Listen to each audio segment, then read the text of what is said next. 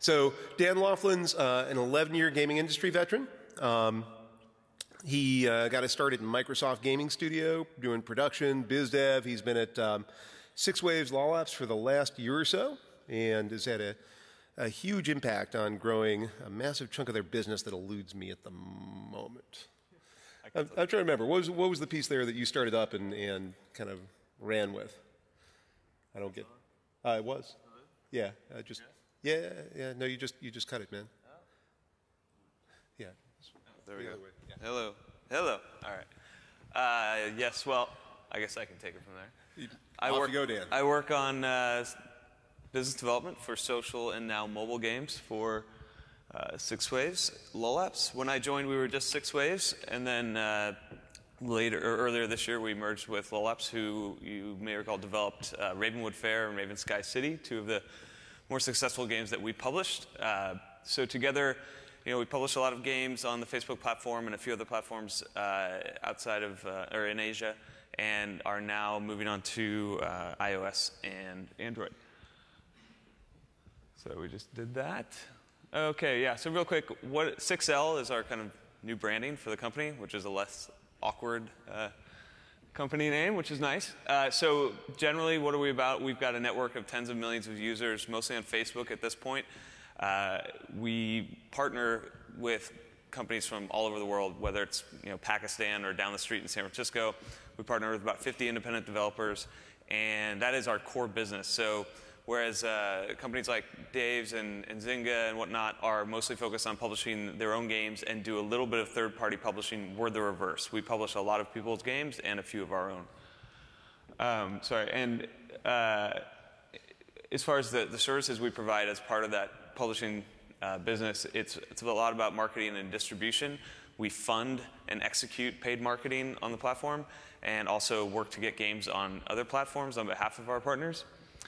We help with localization, hosting, and our product management teams dive in deep with developer partners to help tweak and tune games, especially for developers that might be new to Facebook.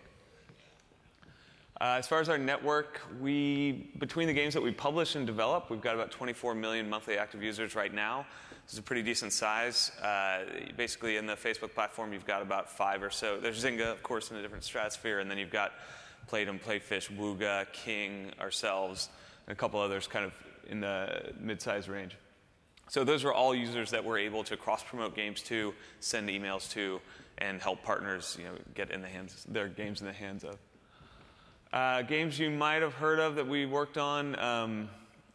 Raven Sky City is one, it's from our first-party studio, but some of these others are from third parties. These are all games that went to 1 million MAU or more. Pretty wide diversity. We worked with Kabam on Kingdoms of Camelot, so we understand that genre, but also do a lot on the female side with hidden object games, builders, you name it. Okay, I want to talk about 2 things. First, just about, in general, Facebook growth strategies, especially for any of you guys who are out there working on new Facebook games, might be new to that platform, thinking about how do I grow my game and really realize the investment that you're making in the development of the game. So there's a few different ways you can go about that. Of course, one of them will be publishing. And then from there, I want to dive into a little bit of a case study from about one of the hidden object games that we've published called Mystery Manor that, along with Gardens of Time from Playdom, have really brought that casual market onto Facebook. Pretty great game, and exciting to see that category kind of taking off, and then obviously Zynga's kind of run with it recently. Okay, as far as actually a little order issue here. Okay, wanted to start here. So obviously, if you've got this game, you develop it, you spend a lot of time, money on it, you put everything into it. You may have taken a lot of funding, you might be bootstrapping, who knows? You've got a lot of different ways you might have gotten there. But at some point, you make this decision. Is this something I'm going to go all the way on my own, or am I going to bring in a partner, or am I going to use other kind of, maybe not a full publisher, but different click exchanges? What am I going to do? So the question I always say to developers when I meet them and talk about publishing with someone like us, or with Playdom, or Playfish, is you've got to ask yourself, what do you really want your company to be when it grows up? Are you all about making great games? You want to take everything you've got and just focus on game development? Or are you, or maybe your investors are really looking for you to become the next Playdom, and the next Six Waves, and the next Zynga, and they want you to own your customers and cross-promote and bring in lots of games and actually maybe even partner with other companies. These are very different things. So a lot of it gets at the kind of the heart and soul of what you want to be as a company, and that helps determine the best way to grow your game. Self-publishing is a great avenue if you can stomach it. You know, you're doubling your risk because you've got to find money to grow the game. You've got to build out the expertise to do it. So the things that you keep in mind are, you know, capital. It can take a lot of money to grow games to scale that's relevant at this point at Facebook. Headcount and mind share for marketing. Do you want to take that last piece of budget you have to bring in a user acquisition specialist who maybe worked at one of the publishers and get that mentality about user acquisition and that efficiency down? Because it's not something you can just throw on at the end of the game when it's ready. Time to build marketing effectiveness. You're going to maybe partner with an ad parlor or Nanigans or something like that, but they're just going to kind of run your game through some algorithms, and you're going to hope that that works for you. You're going to want to do more than that. Ability to localize and distribute globally. So we find that localization is hugely important to, you know, expanding the reach of the game. We typically start a game in English, but then as soon as we see that it's looking good, we'll move into other languages. And being able to do localized ad copy and really having the right vendors in place to do good translation is important. And then globally, you know, obviously Facebook's not the only platform out there. We and others are working to get games onto, you know, Tencent, Yabage Mixi in Japan. There's, you know, networks in Korea. You know, there's Russia, obviously. So each one of those is its own endeavor, and you might want help on that as well. And then finally, the one I touched on earlier: desire to own your end users and to build a network. So, you know, you work with like someone like us or many of the other publishers. Your ability to, at the end of the day, own the customer is limited. Because the publisher is going out and spending on your behalf to bring that user in. And the economics are such that the publisher is spending under the belief that it's going to be able to promote that user to another game when it's done playing yours. So I might bring them in initially to play this hidden object game, but when they're done with it, I'm going to promote to them another game that they'll someday click on and go check out. So to then let you, the developer, take that customer and run with it and publish, or, you know, and promote a different game to them is something that's typically not allowed. So again, thinking about whether or not you want to commit to user ownership is an interesting question. If you do go the self-publishing route, there's ways you can get help. Obviously, click exchanges, we've all seen these, MaoDao, Amplifier, AppStrip. Definitely effective at bringing in a certain number of users.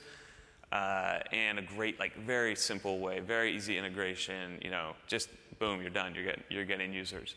The only thing to keep in mind is the game you bring in, assuming you're not spending with these guys, you're just kind of doing a click exchange, you're only going to get as many guys in as you let out, right? So the size of your game when it comes in is going to dictate the amount of love you get from, you know, new customers coming in.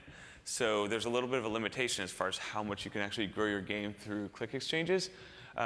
So you have to be realistic about that. The second is that the reality is the quality of traffic that comes in from these click exchanges can vary. Obviously, it depends by region, and they've got different pricing related to the regions. But even just from the good regions, the quality has been shaky at times, I think you could say.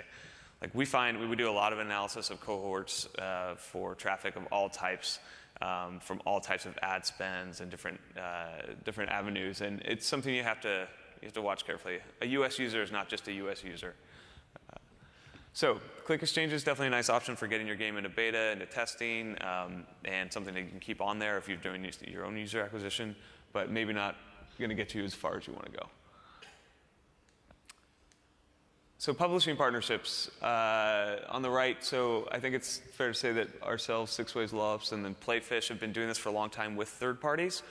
RockU has done a few third-party published games. Playdom is now doing it. Zynga is maybe doing it. We're hearing.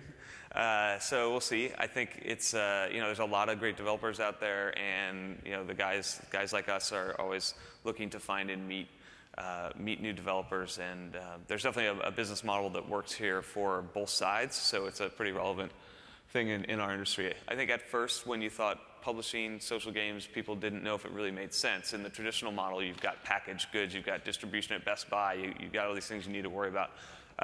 We have things like that for social. It's just different. There's no packaged goods, but there's a lot of things we're helping developers do. So the key benefits, network for cross-promotion. So if you can get Zynga to publish your game, they've got 220 million people that might see that in their cross-sell bar. So that's really powerful. That space is managed. Like for ours, we have a different tiering system. So depending on how much we're pushing the game and where we're pushing the game in terms of local markets, games are going to get more or less promotion in the cross-sell bar. But it's important. You can start getting users in really quickly through that cross-promotion. Probably most importantly is the second point is just the funds for user acquisition. So for a game like we're going to walk through today here, we are fully funding millions of dollars of marketing spend. You look at something like Gardens of Time that Playdom did, you'll see that Mystery Manor is a similar game to Gardens of Time. They're both kind of the ones that broke out. Playdom spent many, many more millions.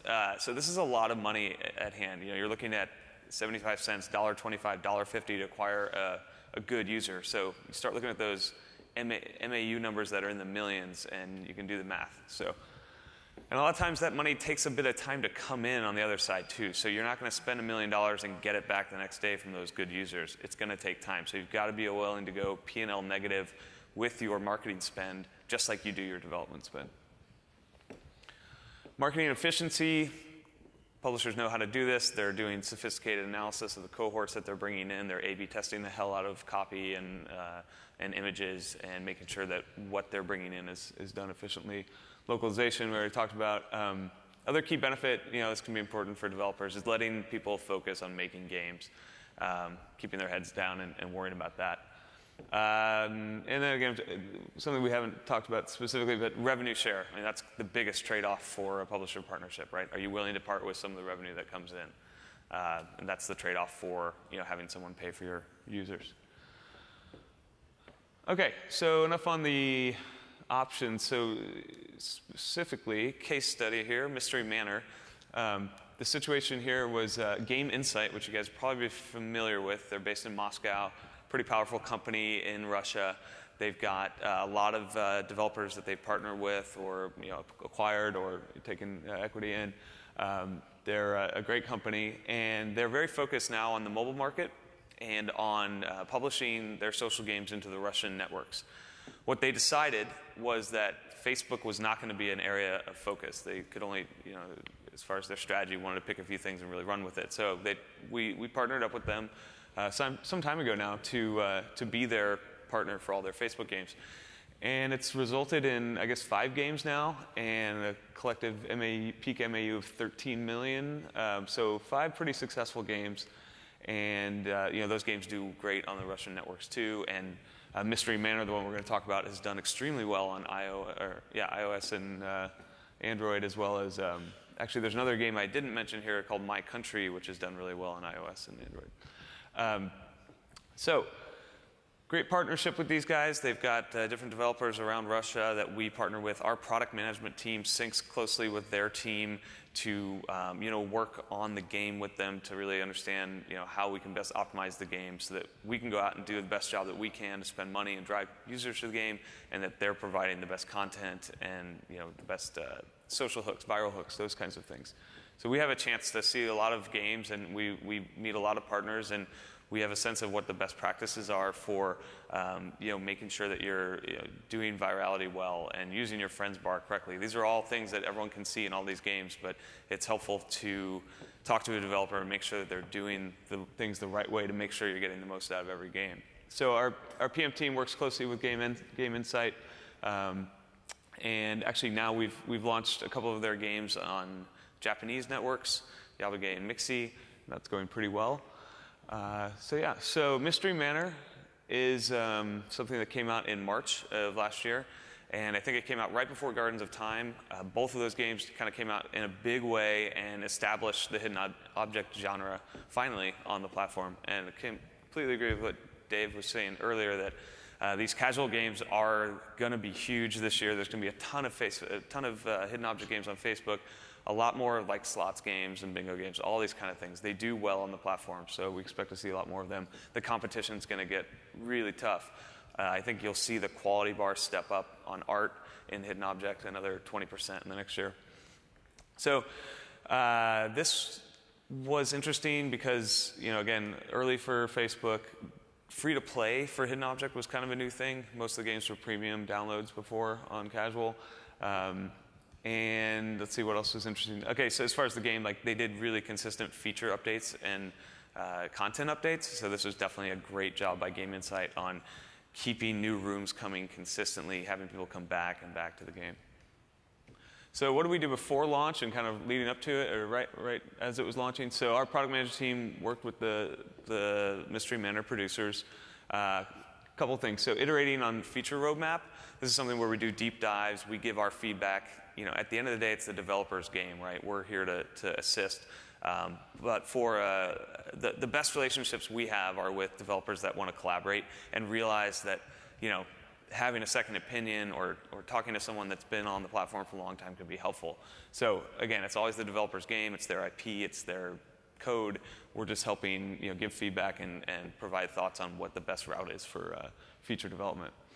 Particularly on things like game flow and tutorial and virality. We're not going to get in there and say the sword on level 4 is a little bit too silver. That's not our business, but some of the high-level things we can help with. Localization kickoff. The game was developed in Russian. We helped with the initial English QA, and then we have a variety of vendors and partners that we work with to do localization on behalf of developers so that they don't have to deal with it. We just get them back the text strings and they reinsert the game, and then when that's ready to go, we can do localized marketing. Hosting and scaling plan. We have our tech team is based in Hong Kong, where our company was founded and is still headquartered. So that team works closely with developers to manage scaling. A lot of times we'll take on some of the account management for hosting, and that's a cost that we'll split with developers. So that way both sides are incentivized to make sure that we're being efficient in how the game's hosted. Work with the team on our phased user acquisition planning, which I'll run through in a second. And then also, we're talking to Facebook all the time. We're meeting with them down in the Valley quite often. So we're usually aware of anything that's coming down the line in terms of platform changes or new marketing channels. So Mystery Manor, along with several other games from a few other publishers, were involved in the early testing of the platform changes that came out last year, including the fluid screen. Okay, so this is how we do user acquisition and how we did it for Mystery Manor. Everyone's got their own technique, but this is the process by which we go through. So what we first do is kick the tires a bit. So we'll pump in some, just a little bit of Southeast Asian traffic or traffic from Turkey. Traffic we know is not going to monetize. We just know that. So we're not going to go pay for it. It's not a revenue consideration. It's just to make sure that we're scaling correctly, that people are getting through the tutorial, that everything's working. Right? So once that goes well, and it usually does, then we're going to start cross-promoting the game to our quality traffic. So that, again, is putting the game up in our cross-sell bar, targeting, like in this case, female users in our network. So Ravenwood Fair, Raven Sky City, big games in our network with a lot of female users.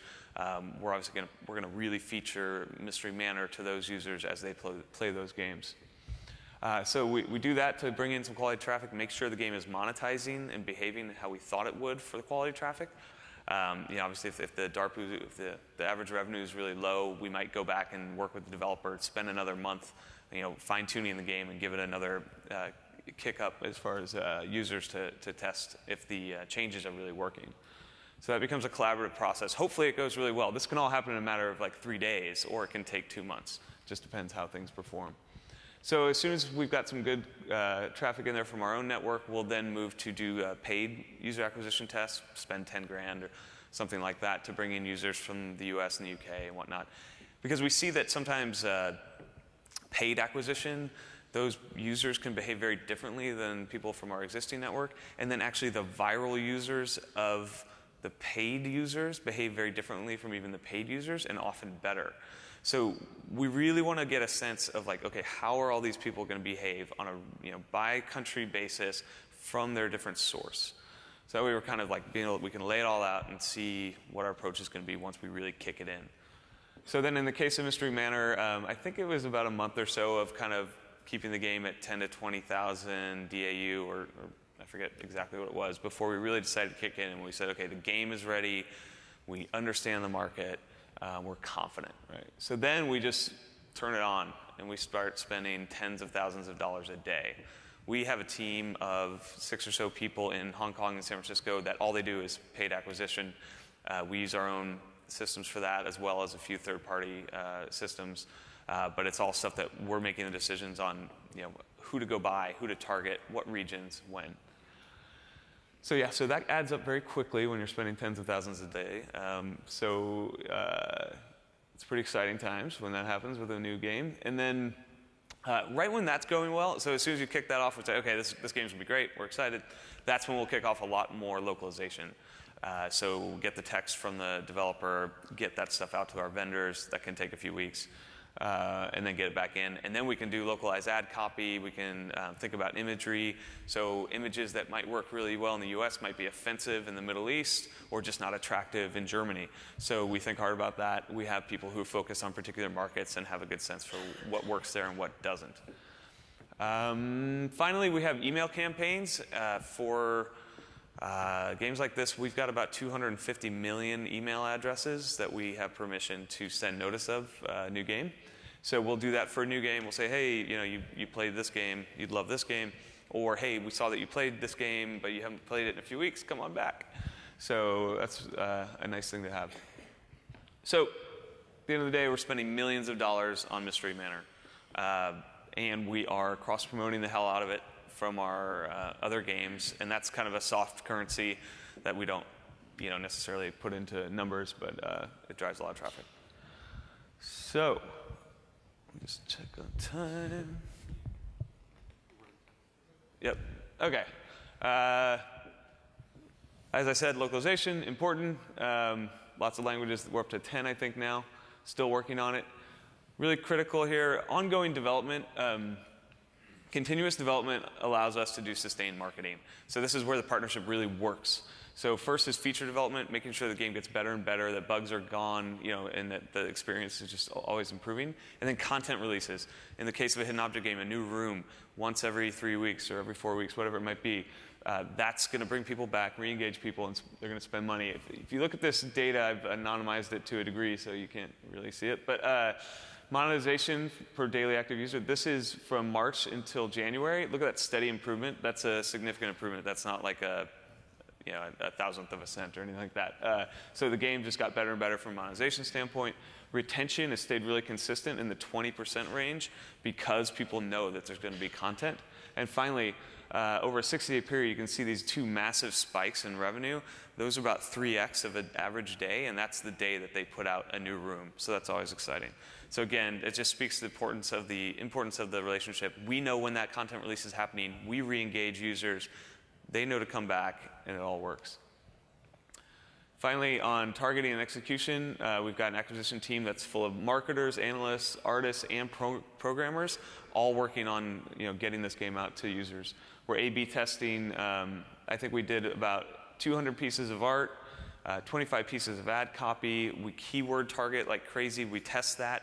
We get finer and finer. We realize what works and what doesn't, and it allows us to not saturate the market too much and continue to have efficient marketing spend. So the end of the day, we've had a pretty successful run with this game. It's still hanging out at about 2 million MAU, and you can see where we even decided to kind of rebump the game at some point when the game got better. We got more confidence in our lifetime value estimates, and the content showed that the game was going to have a longer life than we expected. So yeah, that's Mystery Manor and how we worked with Game Insight. I think I've covered all these conclusions on what worked. So we've only probably got a minute or less. So if there's any questions, let me know. Or you can find me after the show. Okay, 5 minutes for questions. If there are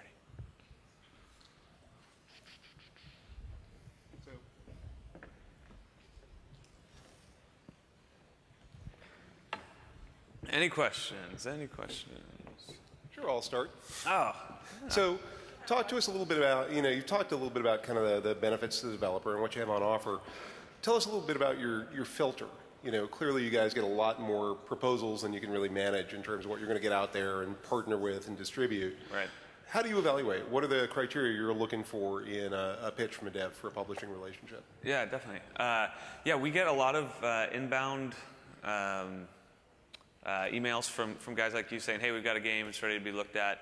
And then obviously we're out here at shows like this, so we see a lot. And what we do is we have a small game review team, and that consists of our product managers that work on a lot of games. So they are in a pretty good position to evaluate the potential of a game. So we're happy to look at a game when it's even maybe in an alpha form or still kind of early.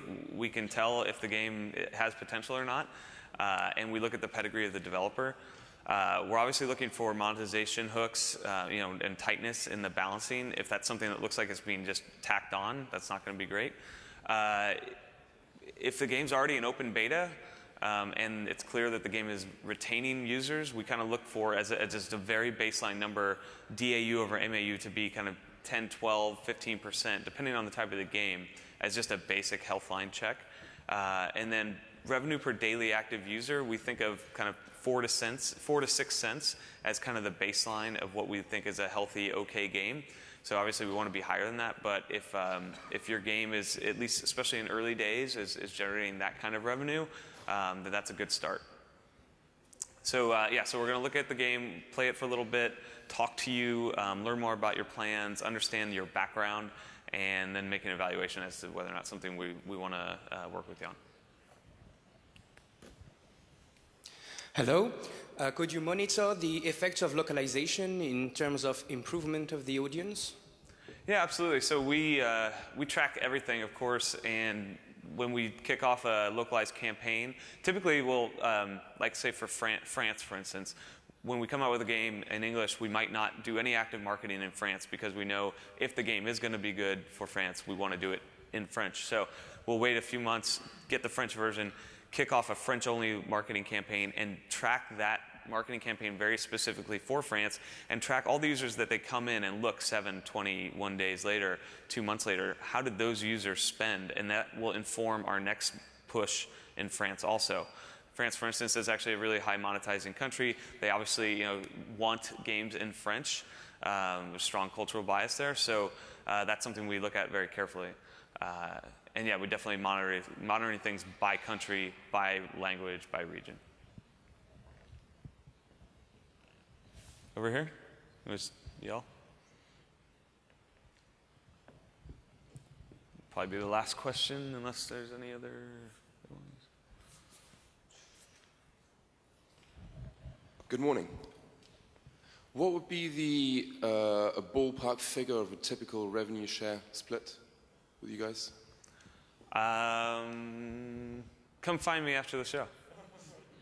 Happy to talk about that. Yeah, I think you'll find that all the publishers are trading within a range, and that the revenue share isn't something that's absolutely set in stone. Depending on the pedigree of the developer, the type of the game, if we know it's going to be a really high monetizing game, if we're maybe going to do multiple games together, if there's a mobile version attached to it, these things all play in. And then there's sophisticated ways to think about revenue tiering based on the performance of the game, so that if the game does really well, the developer is better compensated. So, but yeah, feel free to find me afterwards if you want to talk about it specifically.